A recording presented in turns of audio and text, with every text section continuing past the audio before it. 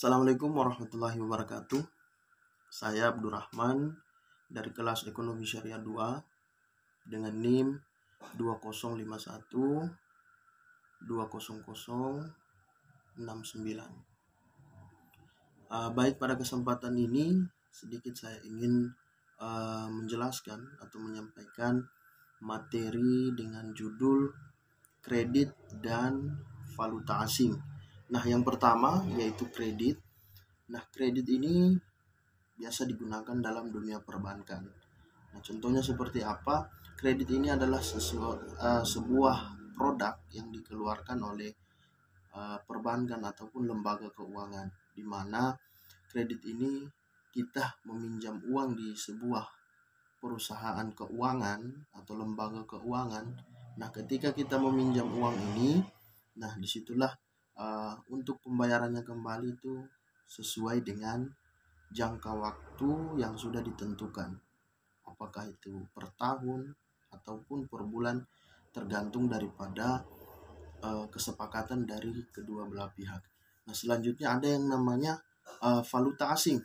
Nah, valuta asing ini adalah suatu istilah dalam dunia ekonomi yang erat kaitannya dengan perdagangan internasional. Nah, menurut otoritas jasa keuangan, bahwa valuta asing ini adalah mata uang asing.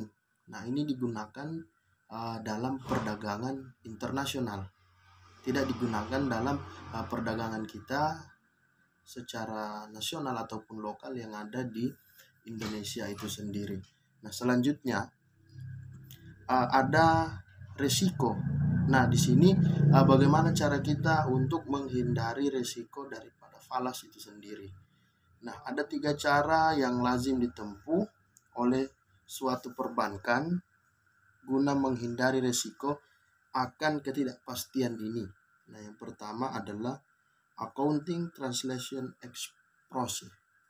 Nah, yaitu melakukan kebijakan untuk mengkonversi aktiva dan pasiva perusahaan dalam bentuk falas yang jangka panjang ke dalam bentuk mata uang domestik negara yang bersangkutan. Nah, selanjutnya yang kedua yaitu transaction exposure, yaitu melakukan kebijakan berupa perlakuan pendapatan dan biaya dalam falas dalam tahun buku yang akan datang, dan selanjutnya melakukan analisa pengaruhnya terhadap laba bersih atas potensi kemungkinan timbulnya perubahan-perubahan dalam kurs valuta asing. Nah, yang ketiga yaitu economic exposure, yaitu melakukan riset dan analisis secara mendalam terhadap tren kurs falas yang terjadi pada masa yang akan datang. Nah, selanjutnya yaitu risiko investasi berhutang dalam valuta asing ini. Nah, menurut Profesor Richard Hausman dalam makalah yang dipresentasikan, yaitu mengatakan bahwa bahaya utang dalam 4 kategori. Nah, dalam kita berutang ini ada 4 bahaya. Yang pertama yaitu hindari utang publik dalam negeri yang berjangka pendek. Itu terkadang biasa membunuhmu. Nah, kemudian yang kedua, utang jangka pendek dalam mata uang asing juga bisa membunuhmu. Ketiga, pinjaman dalam bentuk dolar juga bisa membunuhmu.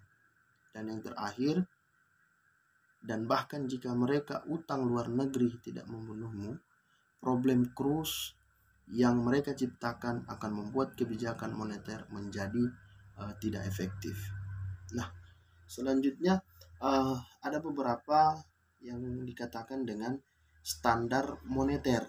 Nah, yang pertama itu ada yang namanya standar barang.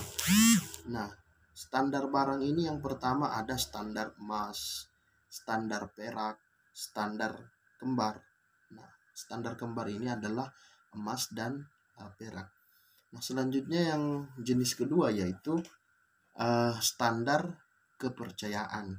Nah, standar kepercayaan atau standar kertas adalah sistem keuangan saat uang kertas berlaku sebagai alat pembayaran yang sah.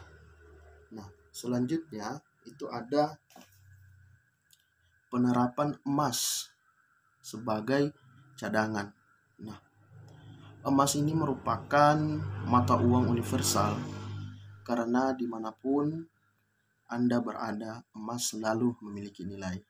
Jadi ketika kita berada di luar negeri maupun di daerah-daerah lain, tentunya ketika ada emas itu masih bernilai. Nah, secara teori, semakin tinggi risiko untuk bentuk investasi, semakin tinggi pengembaliannya. Namun, hal ini tidak berlaku dalam kasus investasi emas, karena investasi emas memiliki risiko yang rendah, tetapi pengembalian investasi cenderung meningkat dari tahun ke tahun. Nah, cadangan emas memiliki pengaruh positif tidak signifikan terhadap stabilitas nilai tukar. Hal ini menunjukkan bahwa tinggi rendahnya cadangan emas di negara Malaysia, Qatar, Indonesia, dan Pakistan tidak mempengaruhi nilai tukar. Nah, selanjutnya ada keuntungan daripada investasi emas itu sendiri. Nah, yang pertama adalah emas logam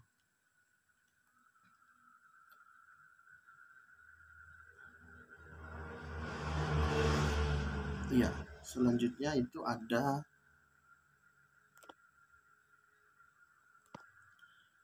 ya baik, kita lanjut. Jadi ada keuntungan ketika kita berinvestasi pada emas itu sendiri. Nah, yang pertama keuntungannya ialah bahwa emas atau logam mulia ini itu komoditasnya sangat langka. Nah, yang kedua, emas tidak dapat diciptakan dan dikontrol oleh pemerintah. Yang ketiga, emas merupakan lindung nilai terbaik melawan inflasi ketika itu terjadi. Yang keempat, investasi emas sebagai diversifikasi portofolio investasi.